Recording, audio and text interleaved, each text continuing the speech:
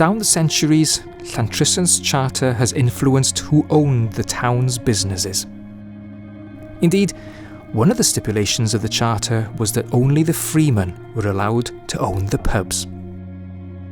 None but freemen shall keep a stall, shop or tavern. They shall be free to trade with their merchandise and goods within the Lord's domain, free from the tolls and other dues. It's a tradition that endured into the 17th and 18th centuries in a town with 27 pubs and a reputation for drunkenness and prostitution, as well as a penchant for a particularly gory pastime. There was bull baiting upon the bull ring. You had the famous stone where the bull would be tied to, and then the farmers would bring their terriers, and the terrier that held onto the bull's tongue the longest would be the winner.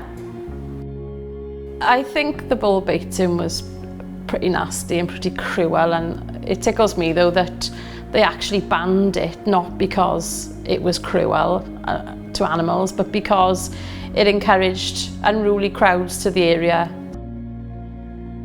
Well, it was known as a mean and dirty little town, but I don't think that's fair to say that now in this day and age. It's a lovely town. It's one of the friendliest places you can come to.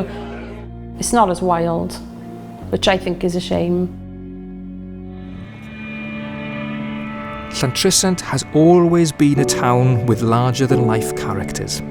The largest was no doubt Dr. William Price.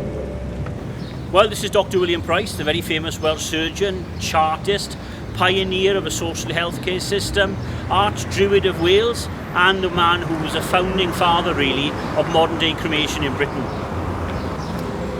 Well, when Dr. William Price was 83 years of age, on his 83rd birthday actually, he rather controversially married in some kind of pagan druidic ceremony in Pontypridd with a woman who was almost 60 years his junior.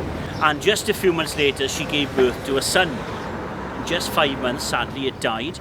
And he made the decision to cremate the boy's body on East Kylan Hill, which is just above the town here. And eventually he stood trial at the Glamorganshire Assizes in Cardiff, facing the charge of causing a public nuisance by holding an open-air cremation.